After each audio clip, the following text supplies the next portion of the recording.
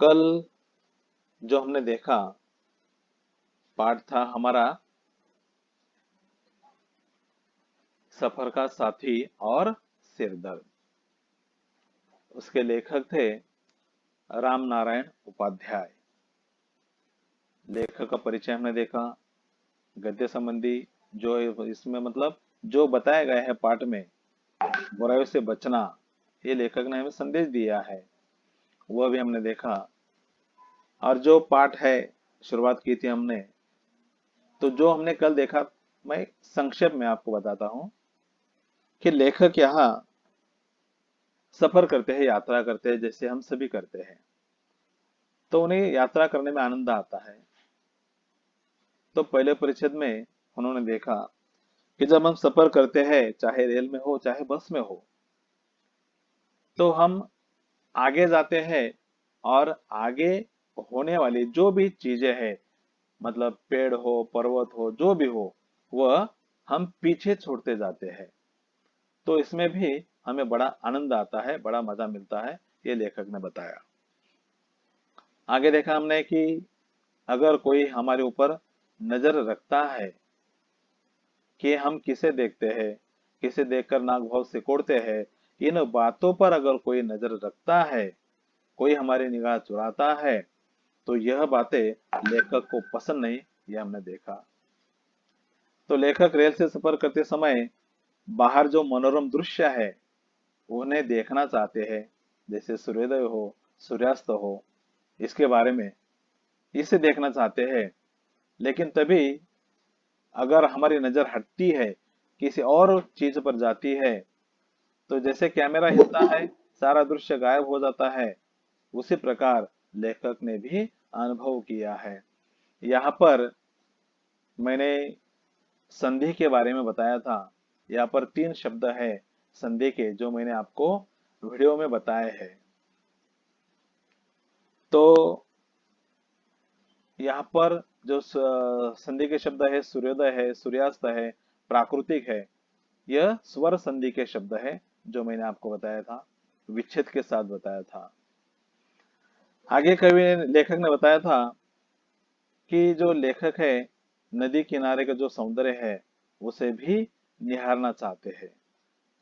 लेकिन उसी समय क्या होता है, उनकी आंखों में कंकरी यानी पत्थर चला जाता है, और ऐसे रास्ते में पहाड़ी के आ जाने से सारा दृश्य चौपट हो जाता है। जैसे कि हम कोई सुंदर नजारा देखना चाहते हैं और उसी समय हमारे आंखों में अगर कोई पत्थर कंकरी गिर जाती है, तो सारा जो नजारा है वह चौपट हो जाता है, नजर नहीं आता, अदृश्य हो जाता है। उसके साथ हमने देखा कि कभी कभी आकाश में उड़ने वाले जो पक्षी है उनके साथ जाकर लेखक जो अनंत है, आकाश है, उसका और छोर मतलब शुरू कहाँ से होता है, अंत कहाँ होता है, ये सारी चीजें वह नापना चाहता है, देखना चाहता है।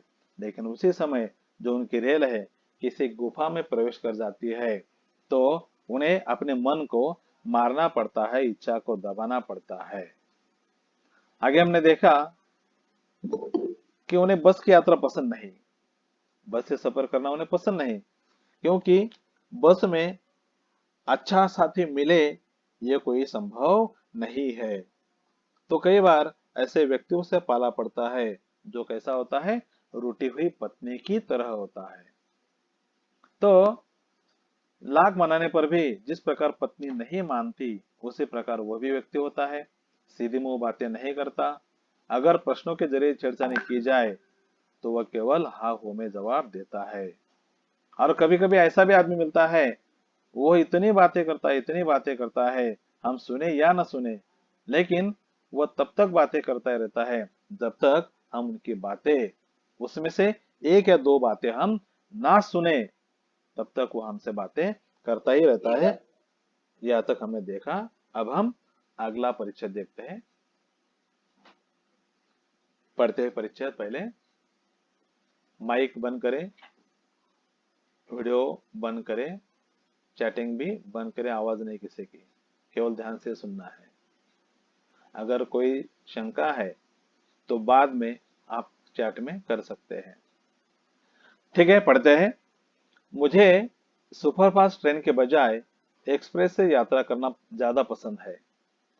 कारण सुपरफास्ट ट्रेन का स्वभाव उस विशिष्ट व्यक्ति की तरह होता है जो रास्ते में मिलने वाले बराबरी वालों की उपेक्षा कर बड़ों से मिलने दौड़ा चला जाता है। उसे आदमी से अधिक अपनी चाल पर नाज होता है, जबकि एक्सप्रेस एक दोस्त की तरह दूर से स्टेशन देखकर अपनी चाल धीमी कर देती है, सबको अपने हृदय में स्थान देती है और जब चलती है तो इस कदर धीरे, जैसे कोई एक मित्र दूसरे से विदा ले रहा हो। ठीक है, इसमें जो शब्द आया हुआ है वो लिखते हैं। लिखिए शब्द उपेक्षा।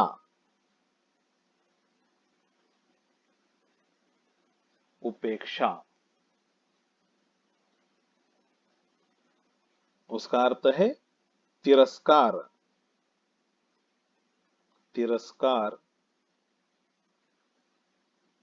या अनादर। अनादर या अवहेलना। अवहेलना। अगला शब्द है चाल।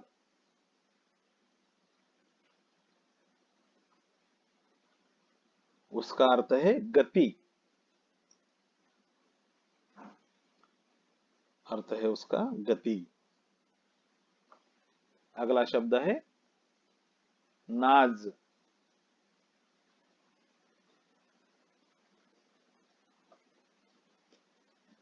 उसका अर्थ है गर्व या अभिमान। गर्व या अभिमान।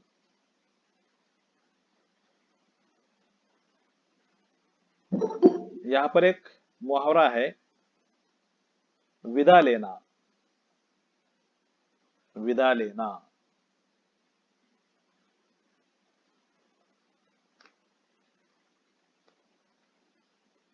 उसका अर्थ है अलग होना या दूर जाना। अलग होना या दूर जाना। उसका वाक्य में हम प्रयोग कर सकते हैं, मेरा दोस्त बहुत दिनों के बाद मुझे मिलने आया था, लेकिन अब वह मुझसे विदाई ले रहा था या विदा हो रहा था। मतलब अलग हो रहा था या दूर जा रहा था। इस प्रकार हम उसका वाक्य में प्रयोग कर सकते हैं। ठीक है, अब हम स्पष्टीकरण देखते हैं। उन्होंने बताया कि मुझे सफर करने में, यात्रा करने में मजा आता है। ये भी कहा लेखक ने कि मुझे बस से सफर करना पसंद नहीं। बस की यात्रा जरा भी पसंद नहीं है। तो उन्होंने कहा अब आगे, मुझे सुपरफास्ट ट्रेन के बजाय एक्सप्रेस से यात्रा करना ज्यादा पसंद है। Super fast. सुपर फास्ट मतलब जो अति फास्ट है, अति तेज है। ऐसी ट्रेन से, ऐसी रेल से उन्हें यात्रा करना पसंद नहीं। उसके बजाय, उसके अलावा, बजाय यानी अलावा, वह एक्सप्रेस से यात्रा करना पसंद करते हैं। जो अति फास्ट है उसके अलावा वह एक्सप्रेस से यात्रा करना पसंद करते हैं। ऐसा क्यों? तो उन्होंने बताया है, दोनों का स्वभाव बताया है। सुपर फास्ट ट्रेन कैसी होती है और एक्सप्रेस कैसी होती है, यह उन्होंने बताया है। एक लोगों की तरह, लोगों का उदाहरण देकर बताया है। तो इसका कारण है, सुपर फास्ट ट्रेन का स्वभाव कैसे होता है? एक विशिष्ट व्यक्ति की तरह, जो क्या करता है, रास्ते में मिलने वाले बराबरी वालों की उपेक्षा करता है।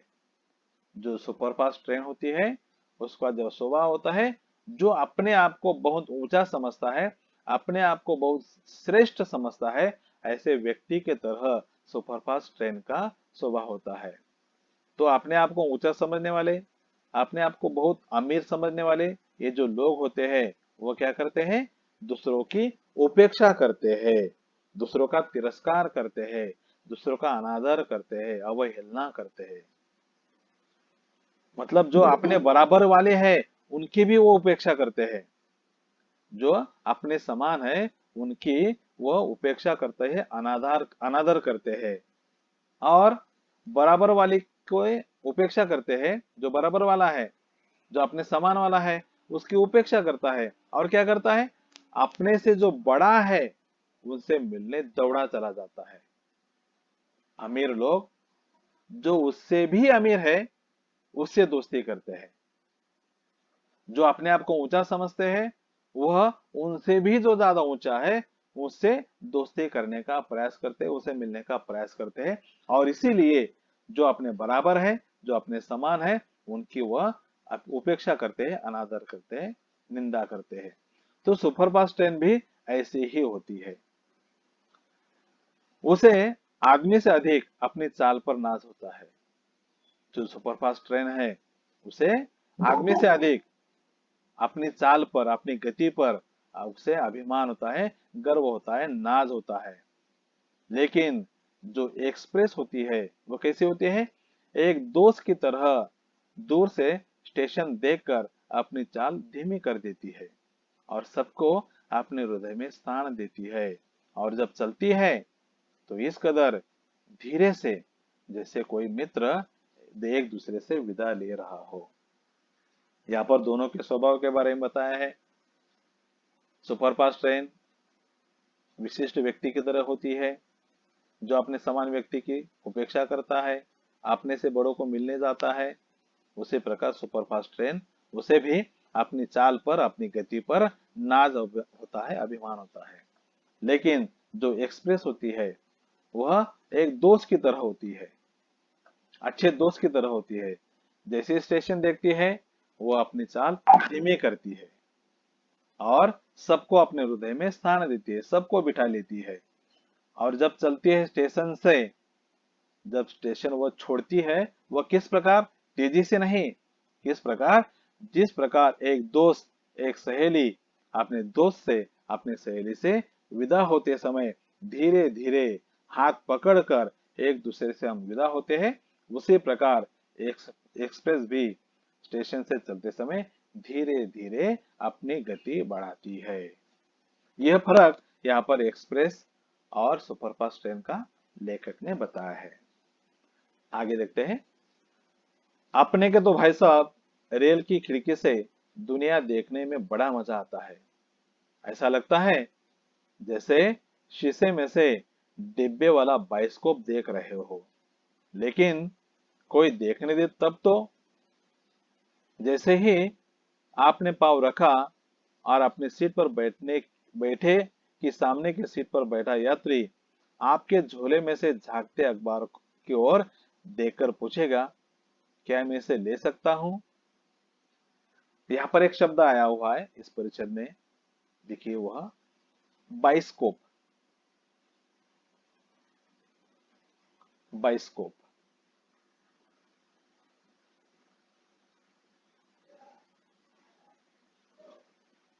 उसका अर्थ है चलचित्रदर्शी। चलचित्रदर्शी सर चलचित्रदर्शी ना। हाँ, चलचित्रदर्शी या सिनेमा घर। चलचित्रदर्शी या सिनेमा घर। लेकिन सिनेमा घर से मतलब जो हम शहरों में देखते हैं वो सिनेमा घर नहीं।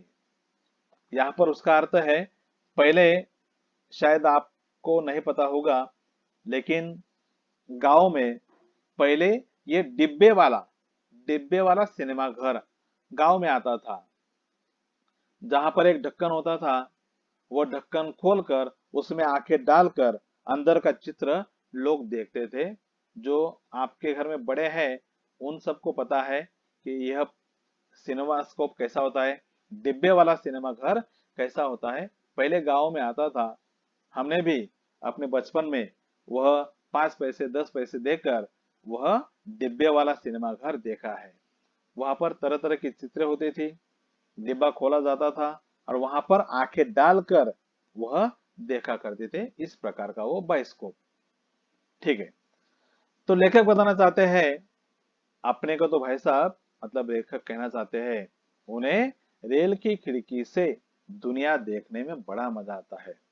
हर एक चाहता है, हम जिससे भी सफर करते हो, जिस वाहन से भी सफर करते हो, हम खिड़की में बैठना चाहते हैं और वहां से बाहर का जो नजारा है वो देखना पसंद करते हैं। तो लेखक को भी रेल की खिड़की से दुनिया देखने में बड़ा मजा आता है, बहुत मजा आता है। और जब वह रेल की खिड़की से बाहर की दुनिया देखते हैं तब उन्हें कैसा लगता है, जैसे शीशे में से डिब्बे वाला बाइस्कोप देख रहे हो। जिस प्रकार शीशे से डिब्बे वाला बाइस्कोप देखा जाता है अपनी आंखें डालकर, उसी प्रकार रेल की खिड़की से वो बाहर की दुनिया देखते हैं। बाहर का जो नजारा है, बाहर का जो सिनेमा है, वह जैसे कि देखते हैं। बाहर का पूरा सुंदर नजारा खिड़की से हमें देखने मिलता है। इसीलिए जब वो रेल की खिड़की से बाहर देखते हैं तो उन्हें यह महसूस होता है कि जैसे हम डिब्बे वाला बाइस्कोप देख रहे हो। लेकिन यहाँ पर लेखक बताना चाहते हैं, लेकिन कोई देखने दो तब तो, वो तो बाहर का नजारा देखना चाहते हैं, लेकिन उन्हें जो लोग हैं, जो हम सफर है, जो सफर का साथी है, वह किस प्रकार सिरदर्द बनता है, ये अब लेखक यहाँ पर बताना चाहते हैं। जैसे ही आपने पाँव रखा, कहा अपनी सीट पर, खिड़की के पास आप बैठना ही चाहते हैं, अपनी सीट पर बैठे, जैसे आप अपने पाँव रखा अंदर, जैसे आप अपनी सीट पर बैठे, उसी समय सामने की सीट पर बैठा यात्री क्या करता है, आपके झोले में से झांकता है। झोला यानी जो हमारे गले में लंबा थैला होता है, जो हम गले में लटकाते हैं, सैक जैसे आप पीठ पर लटकाते हैं, उसी प्रकार कंधे को लेकर यह बाई ओर या दाई ओर लटकता रहता है। तो कोई यात्री क्या करता है, आपके झोले में से झांकता है, किसे, अखबार को। अखबार को देखता है और अखबार को देखकर ही वो पूछता है, क्या मैं इसे ले सकता हूं? वैसे तो 5 रुपए वाली बात है, इसीलिए कोई भी आदमी इनकार नहीं करता। अगर इनकार करेंगे तो सामने वाला पूछेगा या सोचेगा, क्या आदमी है, 5 रुपए का अखबार है फिर भी इनकार करता है। लेकिन ये पूछने का हक सामने वालों को नहीं है। अगर इतना सस्ता लगता है तो वो खुद भी रख सकता है, लेकिन वो खुद अखबार नहीं खरीदता और दूसरों से मांगकर जो अपने पढ़ने की इच्छा है वो पूरी कर लेता है, करना चाहता है। तो इसी प्रकार वो सामने वाला यात्री झोले में से झांकता है, अखबार की तरफ देखता है और अखबार देखकर वो पूछता है, क्या मैं इसे ले सकता हूं? तो आगे देखते हैं क्या कहते हैं लेखक। भले ही आपने उसे अभी अभी खरीदा हो और उसे खोलकर पढ़ना तो दूर, पन्ने पलटकर भी न देखा हो, लेकिन आपके उत्तर की प्रतीक्षा किए बिना अखबार सामने वालों के हाथ में होगा। अब आपकी स्थिति मांगने वालों की हो जाएगी और आप उत्सुकता से राह देखेंगे कि समाचार पत्र अब लौटे कि तब। तभी वे सज्जन एक जमाई लेकर उसे बेतरतीबी से मोड़ते हुए किसी दूसरे मांगने वाले की ओर इस तरह शान से बढ़ा देंगे, मानो समाचार पत्र आपका नहीं, उनकी निजी संपत्ति हो। देखते देखते समाचार पत्र के पन्ने एक दूसरे से जुदा होकर पूरे डिब्बे के चक्कर काटने लगेंगे। मजे की बात यह है कि एक समाचार पत्र के कितने उपयोग हो सकते हैं, इसका अंदाज रेल की यात्रा करते समय ही लगाया जा सकता है।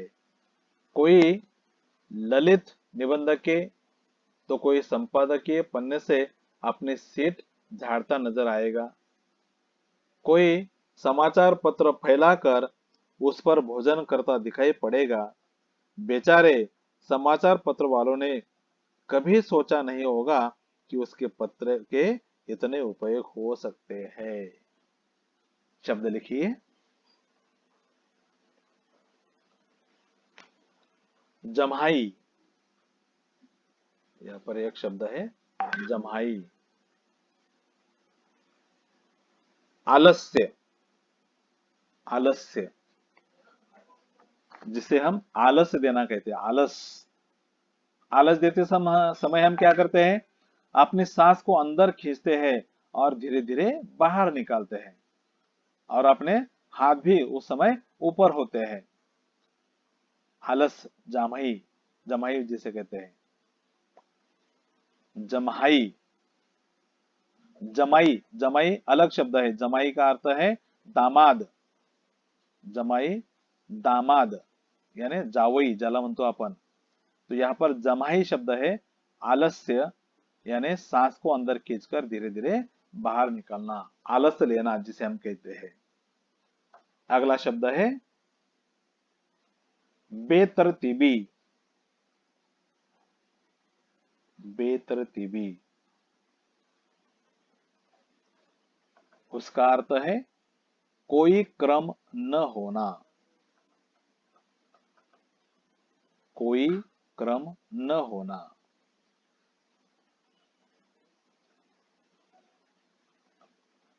या क्रमहीनता,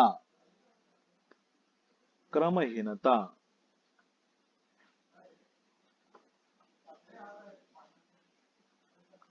अगला शब्द है जुदा। अगला शब्द है जुदा,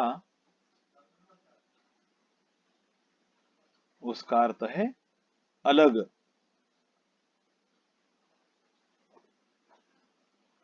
अलग, मोहरे की तरह भी हम इसका इस्तेमाल कर सकते हैं। जुदा होना, जुदा होना मतलब अलग होना। विदा लेना, ऊपर एक शब्द लिखा है हमने उसी प्रकार, विदा लेना अलग होना, दूर जाना। जुदा होना वही अलग होना। ठीक है, अब हम स्पष्टीकरण देखते हैं। तो लेखक हमें बताना चाहते हैं कि जैसे ही वह अंदर प्रवेश करते हैं रेल के अंदर, जैसे ही वह सीट पर बैठना चाहते हैं, उसी समय एक जो यात्री है, सामने सीट पर बैठा हुआ यात्री, उनके झोले में झांकता है, अखबार की तरफ देखता है और वह सवाल करता है, क्या मैं इसे ले सकता हूं? मैंने कहा अंतिम वाक्य, क्या मैं इसे ले सकता हूं? ये क्या है? सवाल है। ये क्या है? सवाल। तो वाक्य के जो प्रकार है, वाक्य के जो प्रकार है, यह कौन से प्रकार में आता है? प्रश्नार्थक वाक्य। बराबर, हाँ, प्रश्नार्थक वाक्य। तो वाक्य के अलग अलग प्रकार है, उनका भी आपको ध्यान में रखना है, उनकी भी अच्छी तरह से पढ़ाई करना है। उसके एक वीडियो में आपको देने वाला हूं, जो रचना के प्रकार है रचनार्थक, वह मैं देने वाला हूं। हाँ, तो वह वीडियो मैं बाद में भेजूंगा। तो यह है वाक्य, वाक्य प्रकार, प्रश्नार्थक वाक्य। ठीक है, अब स्पष्टीकरण देखते हैं। भले ही आपने उसे अभी अभी खरीदा हो, किसे? वर्तमान पत्र को, और उसे खोलकर पढ़ना तो दूर, पन्ने पलट कर भी न देखा हो। आप बैठने से पहले हम क्या करते हैं? अखबार लेते हैं, खरीदते हैं, और हम यही सोचते हैं कि रेल में बैठने के बाद या बस में बैठने के बाद हम इसे अच्छी तरह से पढ़ेंगे। लेकिन उसी समय जब हम रेल में अंदर बैठते हैं, सीट पर बैठते हैं, तो सामने वाला उसे मांगता है। भले आपने अभी तो अभी खरीदा हो, भले आपने उसका एक पन्ना भी पलटा ना हो, लेकिन आपके उत्तर की प्रतीक्षा किए बिना अखबार सामने वालों के हाथ में होगा। जो आदमी मांगता है वह आपके उत्तर की प्रतीक्षा नहीं करता। पहले तो वो पूछता है क्या मैं इसे ले सकता हूं, लेकिन आपके उत्तर की वह प्रतीक्षा नहीं करता। बिना आपके उत्तर दिए वह जो अखबार है उसके हाथों में होता है। मतलब वो तुरंत अपने झोले में से वो अखबार निकाल लेता है। उसे पता है कि सामने वाला कुछ नहीं कहेगा, इसलिए उत्तर की अपेक्षा किए बिना वह अखबार उसके हाथों में चला जाता है। अब आपकी स्थिति मांगने वालों की हो जाएगी।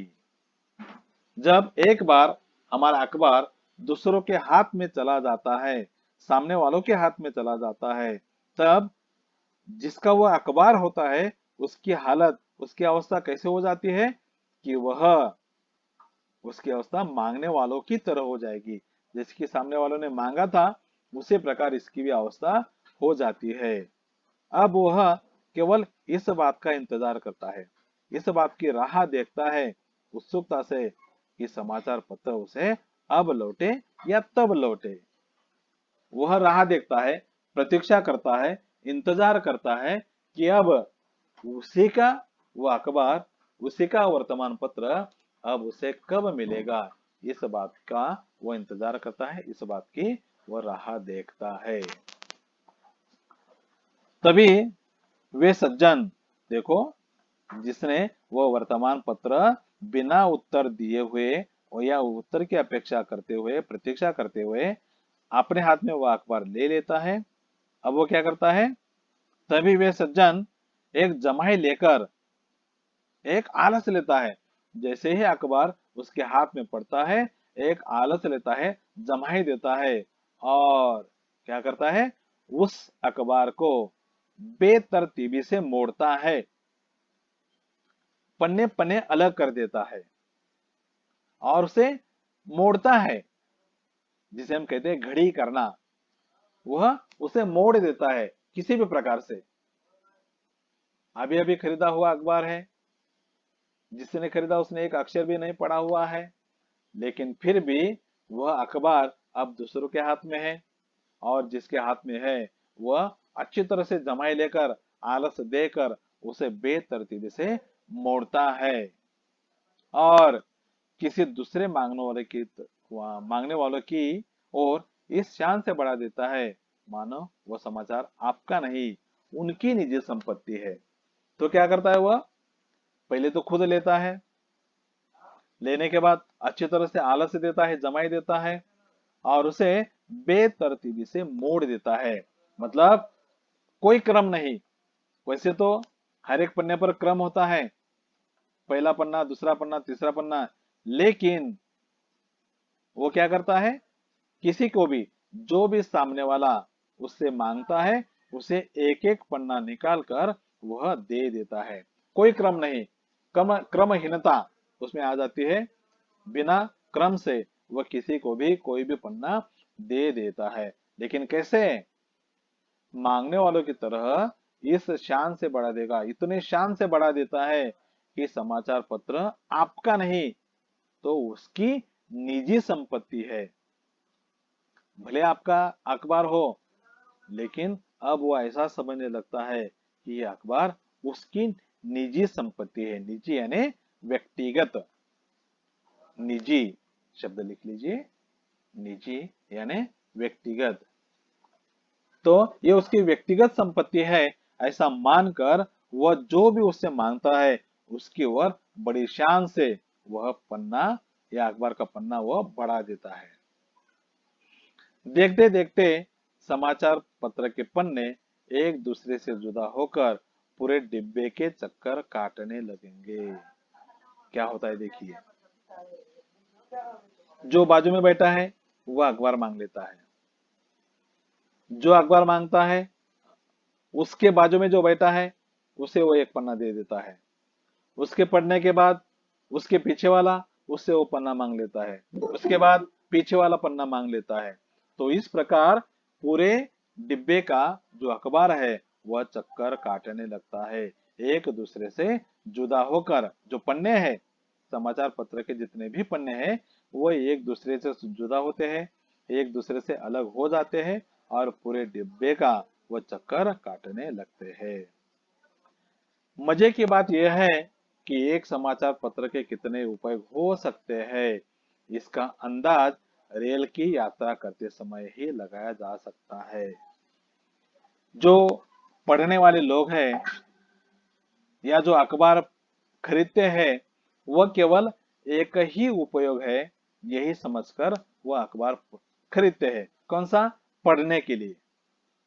समाचार पत्र पढ़ने के लिए ही वो खरीदता है, लेकिन उसके और कितने उपयोग हो सकते हैं, यह या इसका अंदाजा रेल की यात्रा करते समय लगाया जा सकता है। तो समाचार पत्र के या अखबार के बहुत सारे इस्तेमाल, बहुत सारे उपयोग होते हैं। आपको भी बहुत सारे पता है। जो यहाँ पर नहीं बताया गया, ऐसे भी इस्तेमाल जो लोग करते हैं वो आप सभी को पता है। यहाँ पर बताया है केवल, क्या क्या बताया देखते हैं। कोई ललित निबंधकीय तो कोई संपादकीय पन्ने से अपनी सीट झाड़ता नजर आएगा। अखबार हो चाहे ललित निबंध, ललित निबंध ये निबंध का प्रकार है। ललित निबंध यह निबंध का प्रकार है। तो ललित निबंध के या कोई संपादकीय पन्ने से क्या करता है, जहां पर हम बैठते हैं, बैठने से पहले अखबार से या जो भी पढ़ने वाली किताब है उससे हम क्या करते हैं, वो हमारी सीट झाड़ते हैं, अच्छी करते हैं, साफ करते हैं। तो यहाँ पर एक नजर, पहला उपयोग यहाँ पर है। दूसरा उपयोग यहाँ पर बताया है, कोई समाचार पत्र फैलाकर उस पर भोजन करता दिखाई पड़ेगा। दूसरा उपयोग यहाँ पर बताया है, उस पर बैठकर हम क्या करते हैं, भोजन भी करते हैं। तो बेचारे समाचार पत्र वालों ने कभी सोचा नहीं होगा कि उसके पत्र के इतने उपयोग हो सकते हैं। तो यहाँ पर लेखक बताना चाहते हैं कि जिसने समाचार पत्र बनाया है, जिसने छापा है, या जो उसका संपादक है, उसे भी ये नहीं पता होगा, या उसने भी कभी ये नहीं सोचा होगा कि उसके समाचार पत्र के इतने उपयोग हो सकते हैं। यहाँ तो केवल दो पत्र इस्तेमाल दिए हैं या उपयोग बताए हैं, इससे भी ज्यादा हम समाचार पत्र का इस्तेमाल कर सकते हैं। तो